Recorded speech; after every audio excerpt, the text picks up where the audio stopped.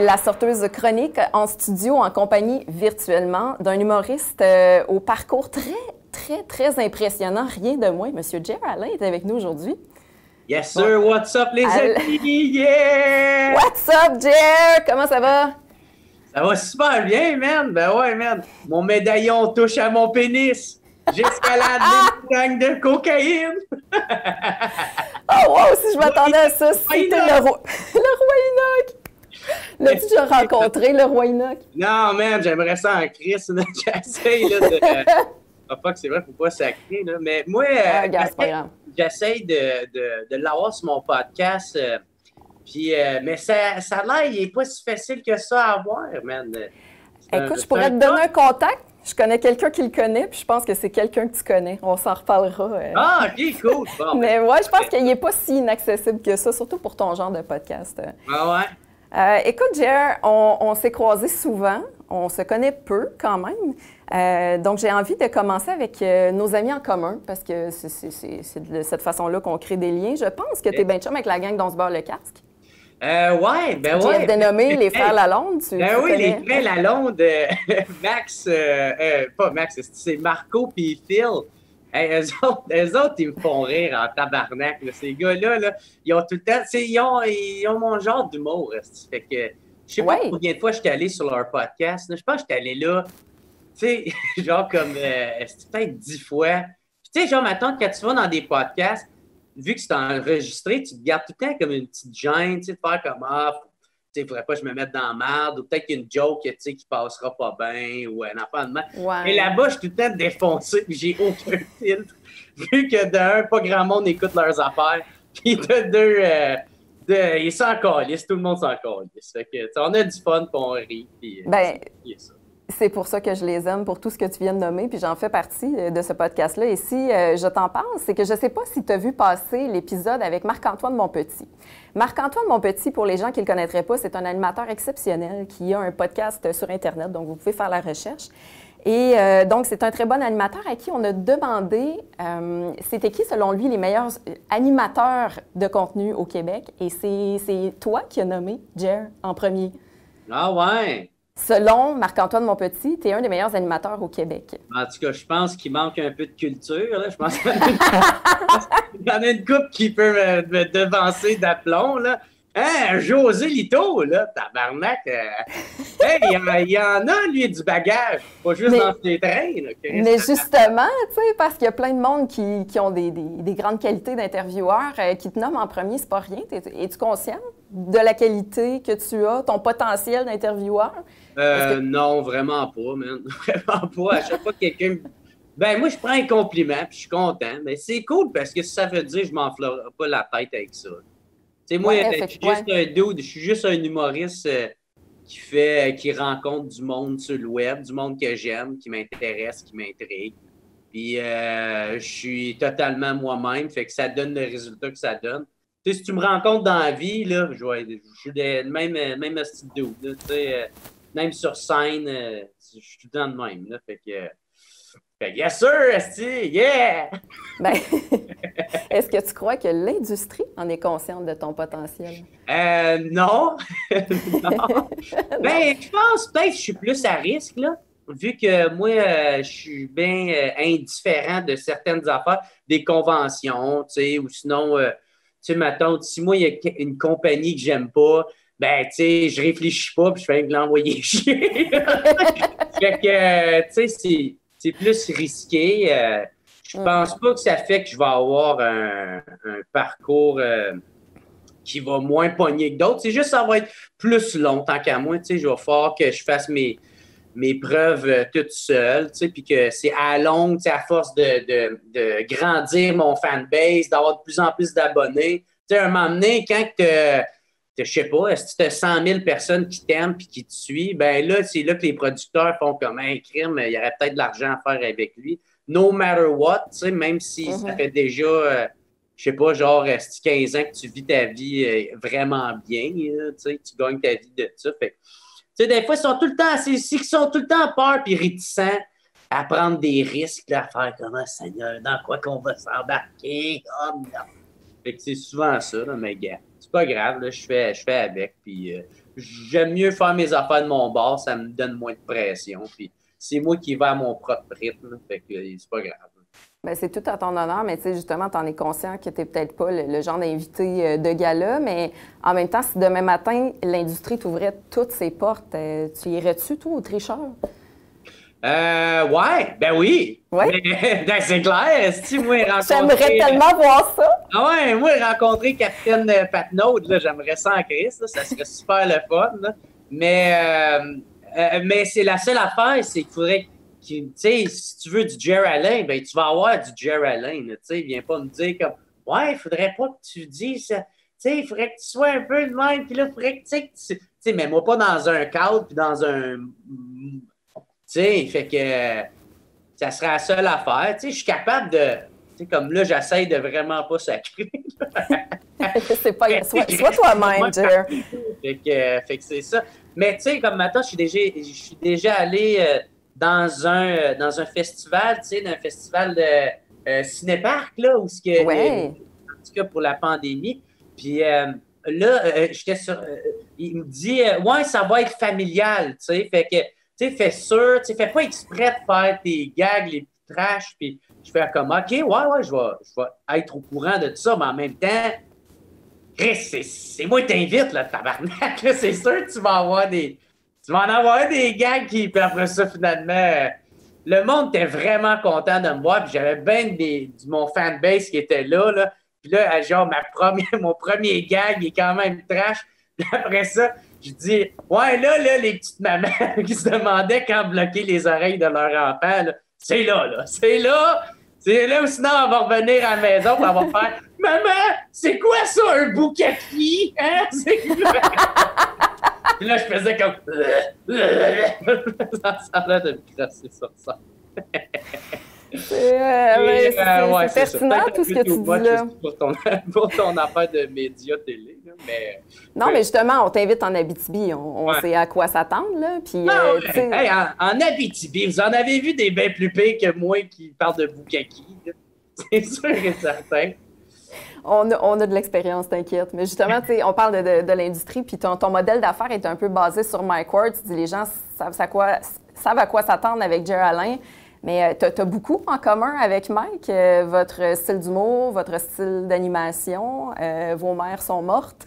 Ouais, ben oui, effectivement. C'est ça le commentaire que j'assumais pas, Jer. Ça vient de... ça, c'est le style bio qui a fait ça. Parce que sa mère aussi est morte, puis on n'arrête pas de se faire plein de gags de mère morte. Là. Mais oui, effectivement, on a ça en commun. Mais j'aimerais savoir, puis on va y revenir à ta maman, parce que je ne ferais pas juste dire ça gratuitement, là. C'est parce que, bon, en tout cas, on va y revenir, mais qu'est-ce que tu as de différent de Mike? Qu'est-ce qui vous différencie? Parce que c'est facile de voir ce que vous avez en commun, mais qu'est-ce qui fait que tu es Jer Alain, puis que si tu fais du Jer Alain? Je suis plus jeune, fait que je vais tomber plus longtemps. M'a le tasser, le vieux pet. Non. Non, Mike, qu'est-ce qui fait que je suis différent de lui? Ben, j'ai mon propre bagage, j'ai mon propre vécu. Même j'ai été influencé de ce gars-là. Ça reste que mes anecdotes, mes références, c'est basé sur ma vie à moi. C'est sûr qu'on a les mêmes... on a le même humour, tu sais. Ça nous fait rire des jokes de vagin, des jokes de sexe, des jokes louches, tout ce qui est trash. Même Mike, je trouve que il est plus même dans l'humour noir, quand même réfléchi, là, surtout si on se réfère à son dernier spectacle que je faisais à la première partie. Je l'ai écouté tellement souvent, mais il est quand même très réfléchi, là, malgré... des jokes de plot. oui, tout à fait. Ben moi, c'est ça, j'essaie de le faire à ma façon.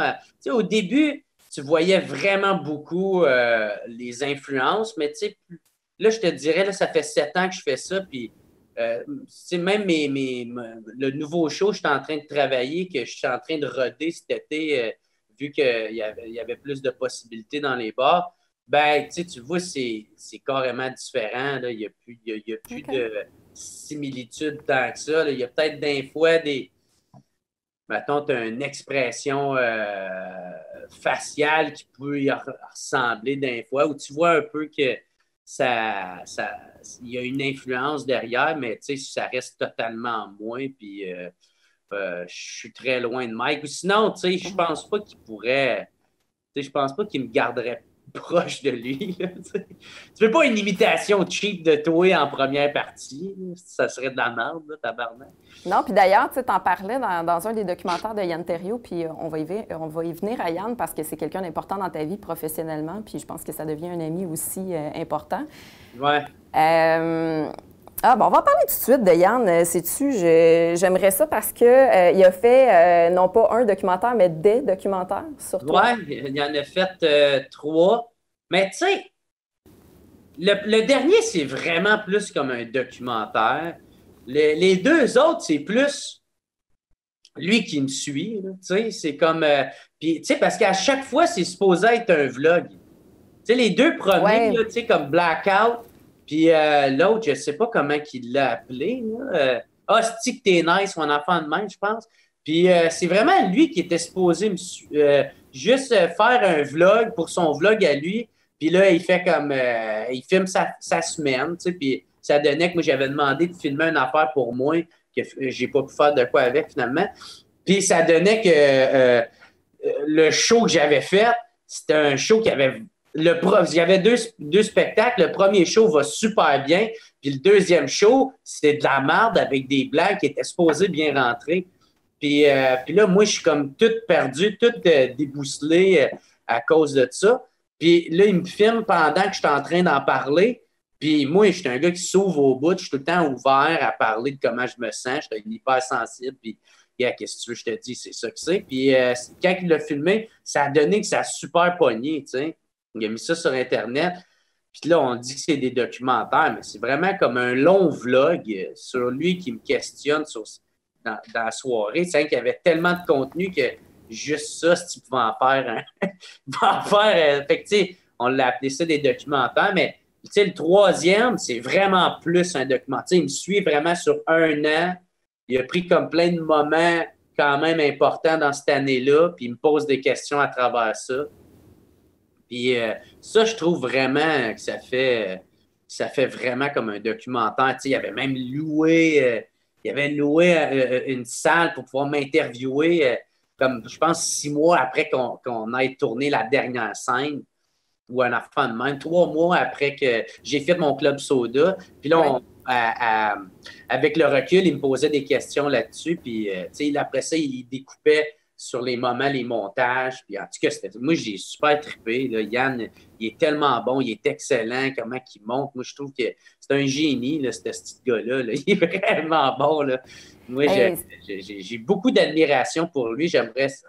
À chaque fois que je travaille avec ce gars-là, je sais que je ne serai jamais déçu ou que ça va être bon puis que je peux lui donner carte blanche. Là, bien justement, parce que tu as l'air de lui faire confiance puis tu te livres beaucoup, tu l'as dit. C'est ça qui est précieux, je trouve, dans son travail aussi parce qu'on sent vraiment ce lien-là. Ouais. Tu lui as parlé du décès de ta mère comme quoi, comme étant peut-être l'élément déclencheur à ta carrière en humour.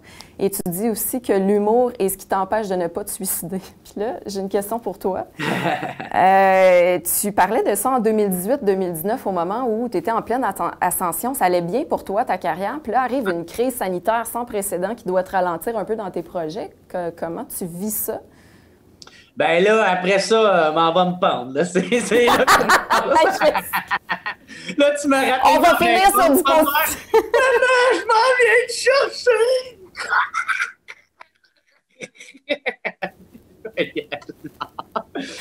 non, mais non, c'est que comment je vis ça? Ben, c'est parce que, tu sais, c'est parce que quelqu'un qui m'a interviewé, c'est parce que je suis toute seule à faire mes propres affaires, puis ça fait vraiment, vraiment longtemps que je fais ça, tu sais, ça fait 7 ans, là, ça veut qu'on est en 2020, mois de novembre. Moi, ça fait 7 ans que je fais ça. Puis, j'ai jamais eu de gérant, j'ai jamais eu personne qui m'aide. J'ai des amis vraiment très généreux, comme Yann Terriot, qui va m'embarquer dans ses projets, Mike, qui va me backer dans les miens puis qui va m'emmener dans les siens. Fait que, ça, c'est cool, mais j'ai jamais eu de boîte de production, j'ai jamais eu de gérant qui va parler de moi à d'autres compagnies, à d'autres... aux médias, tu sais, à la télé, à la radio ou dans les gros festivals. Fait que, tu sais, il a tout le temps fallu que je fasse ça par moi-même. Tu sais, j'ai rempli 2 fois le Club Soda. Puis d'habitude, tu sais, ceux qui font ça, ils ont un très gros fanbase, fait qu'ils peuvent se le permettre ou ils ont une grosse boîte de production qui vont s'occuper, tu sais, qui vont s'occuper que ça se produise puis ça se réalise. Puis moi, j'ai aucun de ces deux-là. Tu sais, j'ai ma communauté qui me suit, que là, je suis rendu à 20 000 abonnés, qui est très le fun, mais qui n'est pas tant que ça. Tu sais, fait que puis en plus, à l'époque, quand j'ai fait mon premier Club Soda, c'est là 1 an, puis j'en avais encore moins. Là, fait que c'était encore plus un gros guess à prendre, à savoir est-ce que ça va se pouvoir, est-ce que. Puis j'ai réussi à le faire à 2 reprises. Fait que ça demande, tout ça pour dire que ça demande énormément de pression, du stress. Moi, c'est mon argent, je mets là-dedans, puis de l'argent, j'en ai pas tant que ça, là, tu sais. Ben ouais. Fait que. Puis c'est tout le temps moi qui s'occupais de faire mes propres affaires. Fait que ça fait que c'est beaucoup de pression, énormément de stress. Puis, veux pas, moi, je suis quelqu'un qui est déjà quand même assez anxieux. Fait que je me mets juste dans des conditions, dans des situations où je vais être encore plus stressé et anxieux. Fait que, tu sais, à force de faire le podcast, les shows, de l'autoproduction, c'est que je m'en mets beaucoup sur les épaules, fait que ça donne que je donne des réponses de même d'un fois, là, tu sais. C'est ça qui m'empêche de me suicider. Tu sais, genre, en temps normal, si... Tu sais, ben, c'est ça, tu sais, moi, l'humour, c'est vraiment tout... C'est tout ce que j'ai en ce moment. Tu sais, j'ai pas d'enfant, j'ai pas de blonde, j'ai pas rien. Fait que l'humour, c'est qu'est-ce que je m'accroche beaucoup là-dedans, puis je me suis souvent demandé...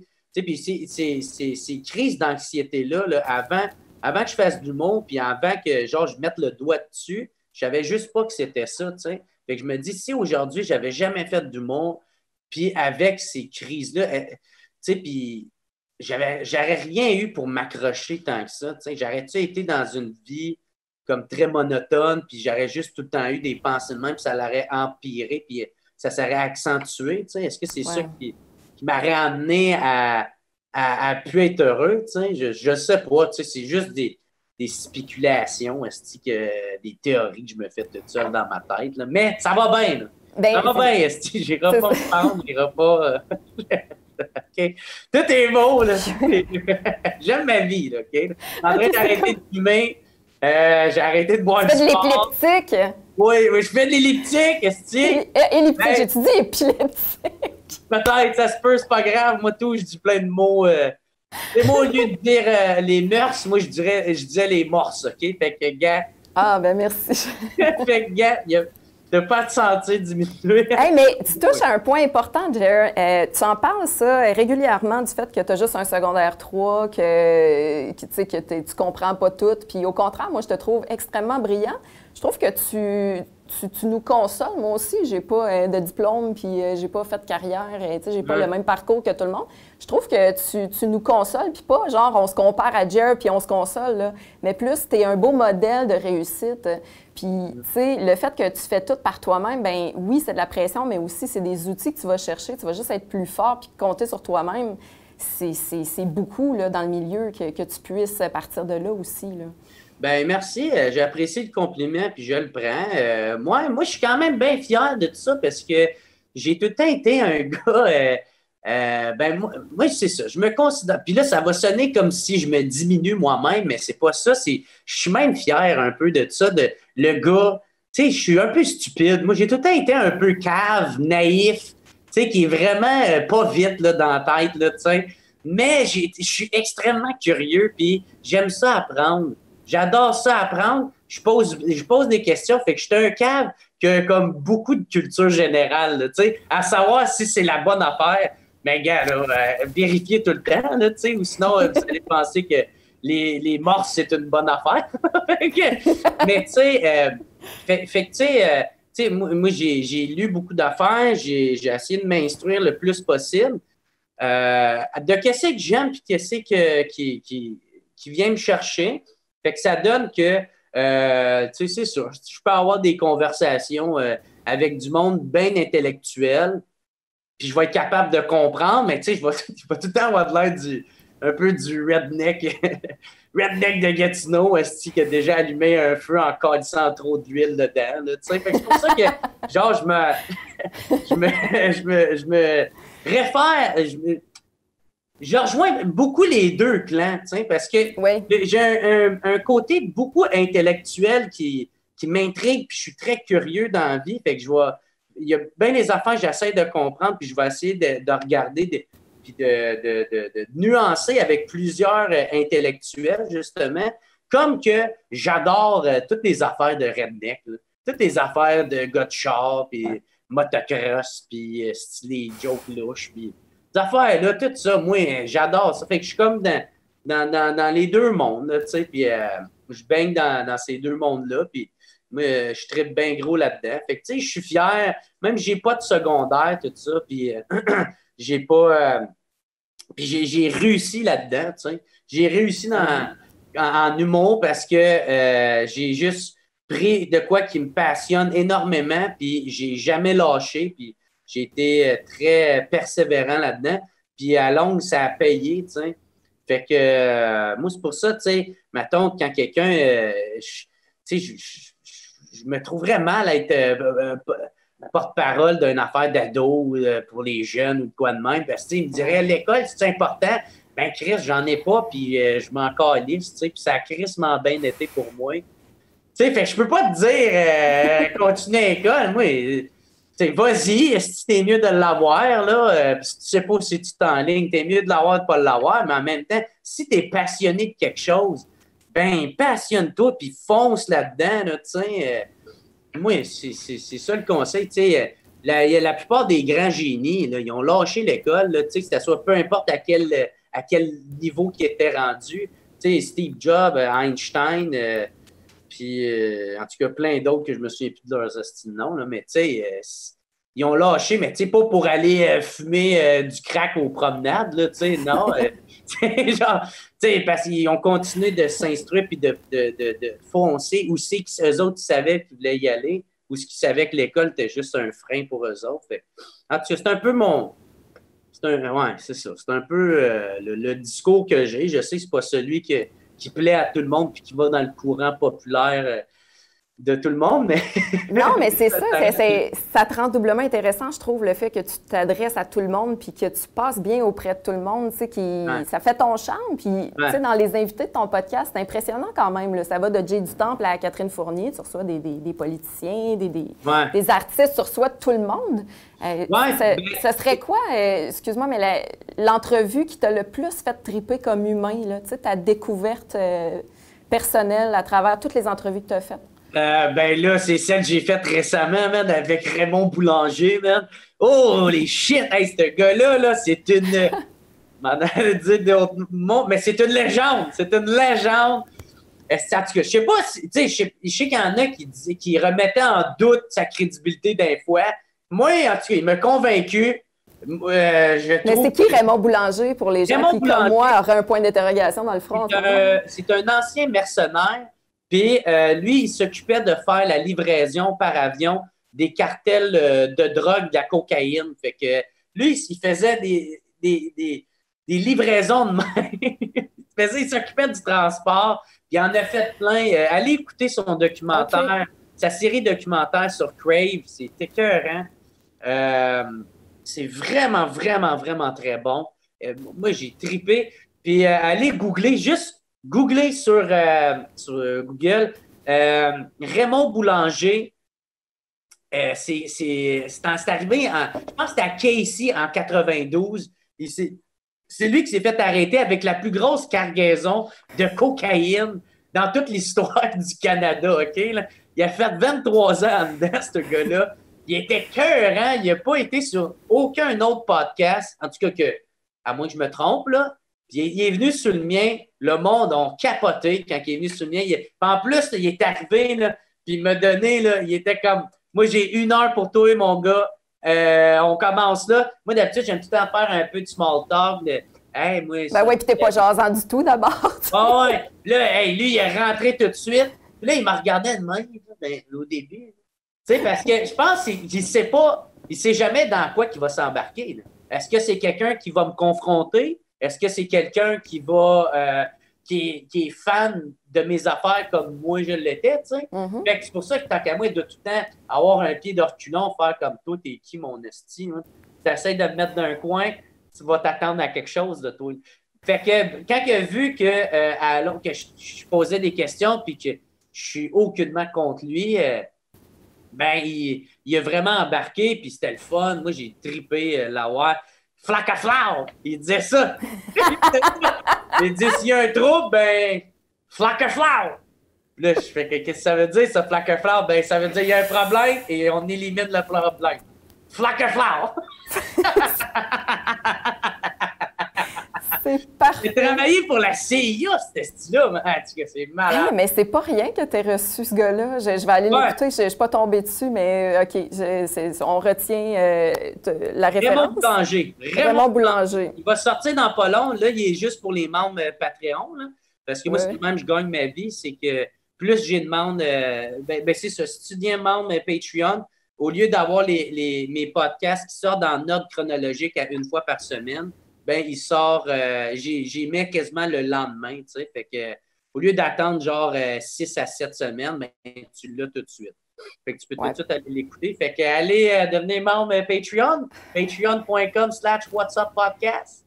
Yes, l'invitation est lancée. Puis écoute, tu parles d'un gars qui a livré de la coke. Ça me fait beaucoup rire parce que j'ai remarqué que le documentaire que Yann Terriot a fait, le dernier que vous avez fait ensemble, dans tes commanditaires, il y a Tone Pusher. Ça serait pas ton pusher par hasard qui aurait pu. Non. Il y en a un aussi qui s'appelle le poil de chest de Jer Alain, puis je te confirme que c'est pas mon poil de chest qui parle. J'adore ça. Mais parlons-en du documentaire parce que c'est comme ça que j'ai vu ton dernier passage en Abitibi, puis c'est pour ça qu'on se parle parce que tu t'en viens.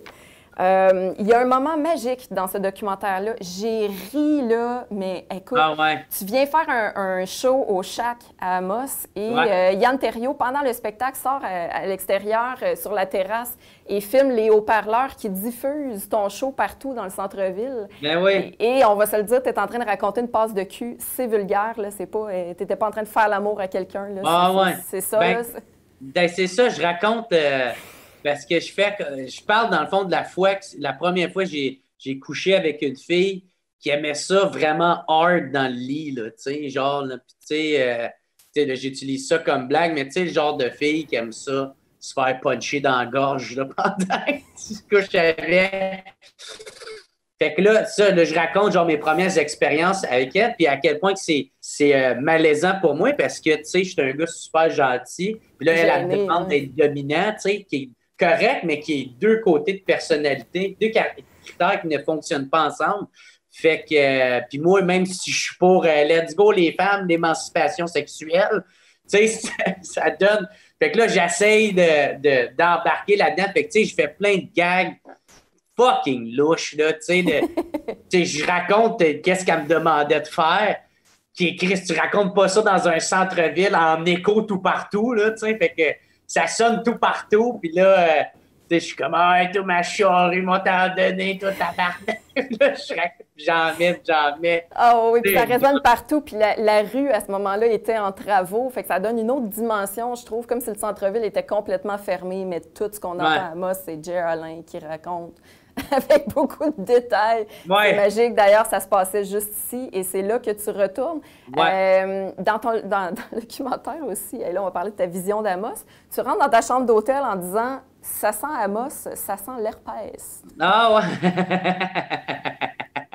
Non, mais la chambre d'hôtel était super cool. C'était pour faire le gag. Mais Chris, la première fois que j'étais allé à Amos, moi, j'étais allé à l'Hôtel Queen, OK? Là? Oui. Puis, mes parents se sont rencontrés là, Jer. Ça fait presque 50 ans, là. Écoute, c'est une institution, le Queen, à Amos. En tout cas, je sais pas qu'est-ce que c'était dans le temps, mais je sais quand moi, j'y étais, là, il y avait deux craquettes qui voulaient se battre puis qui voulaient poignarder l'autre parce que l'autre, il devait 10 piastres. 10 piastres! Mon Dieu, ce que je ris, mais c'est quasiment pas drôle. Hey, moi, te le donné 10 piastres. Ben voyons donc. Ailleurs, moi, te le donné ton 10 piastres. Hey, man, puis là, j'étais dans le genre de... Excuse, je veux pas faire une mauvaise réputation, mais je pense que tout le monde la connaît déjà, l'Hôtel Queen. Là. Mais tu sais, je disais, les loges, tu sais, vu qu'il n'y en a pas, on va te mettre dans les chambres d'hôtel en haut. Je suis comme, tabarnak, hey, j'irais même pas là, arrêter chier. Là. Je pense que ça a été rénové depuis, si ça peut te rassurer. Là. Mais justement, je pense que ça a été rénové, ces chambres-là, depuis. Ah oui, ok, ben, super. Et moi, Vince, je l'adore. J'espère qu'il ne va pas à cause de ça. Là. J'ai adoré le show, là, mais il y a des affaires là, qui sortaient un peu de l'ordinaire. C'est moi de le dire, okay, là. Mais c'était le fun. J'ai trippé après. Ben oui, parce que tu reviens. Ça doit pas être si pire que ça, là. Tu reviens. Ben oui, non, j'ai trippé. Mais là, je joue au Shack, là. Au Shack, qui est vraiment plus le fun, ça fait plus de sens. Il n'y aura pas de sans-abri qui va venir me poignarder parce que j'ai doué 2 $, là, tu sais. Ah, écoute, on se laisse la marge de manœuvre. Ouais, Chris, il est capable de se payer un couteau et il n'est pas capable d'avoir 10 piastres. En tout cas, bref, mais tu gardes des souvenirs positifs, donc, de ton passage parmi nous. Ben oui, man. Moi, ben, puis en plus, tu sais, comme je disais tout à l'heure, moi, j'ai un peu grandi dans ce genre d'univers-là. Tu sais, des choses trash. Tu viens de Gatineau, ouais? Ouais, ça, à Gatineau, malgré que mes 2 parents sont profs, tu sais, puis on était, tu sais, ces 2 parents, j'ai grandi dans un milieu très aisé, là, tu sais, on n'était pas riches, mais on ne manquait pas d'argent, mais, tu sais, j'ai côtoyé beaucoup ce monde un peu là, tu sais, pas du crime, là, mais, tu sais, genre de la drogue, puis des histoires fucked up, là, tu sais, que... Oui, parce qu'il y en a partout, là, tu sais, on parle de celle-ci, mais c'est commun. Fait que, tu sais, moi, là, je sais pas, je n'ai pas grandi dans une bibliothèque, là, fait que, tu sais, ça me fait pas peur ou ça me dérange pas, ces affaires-là. Même la plupart du temps, tu sais, avec le recul, ça me fait rire, là, tu sais, peut-être pas sur le moment, je fais comme... Je ne vais pas me faire poignarder, là, mais ça me fait rire. Moi, je trouve ça drôle. Puis, c'est de la bonne chair à joke là, quand tu fonctionnes avec des anecdotes aussi, en quelque part. C'est ça, là. Tu sais, je ne suis pas une nonne à l'église. Je ne suis pas une vierge. Là, ça ne me dérange pas, là, cette histoire-là. Ça me fait rire. L'histoire de brosse, j'en ai eu plein. Là, fait que c'est pas ça qui va me faire m'empêcher de venir à Amos. Bien, j'ose espérer. Là, les gens, pour avoir les dates de show, je sais que tu es à Amos du côté du Shack. Oui, le 12 novembre, c'est jeudi prochain. Tu vas un peu partout, là? Tu retournes à Rouen, je pense? Oui, à Rouen, au QG. C'est ça aussi, à une maudite belle salle. Là, ça, là, une estie de belle salle. Je vais essayer tout le temps d'y aller là, parce que j'adore aller là. J'y suis allé l'année passée. Puis... c'était vraiment le fun. Il y a même un petit balcon. Là, on avait foulé la place. C'était vraiment très le fun. En plus, les loges sont très, très confortables. Je suis dans ma bulle. J'adore ça. Toutes mes devis techniques étaient respectés. Là, j'ai trippé à aller là. Fait que ça va être le lendemain qui est...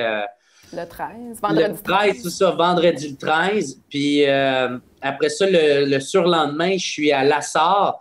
Que je pense que c'est la brute du coin ou le coin de la brute ou en affaire de même.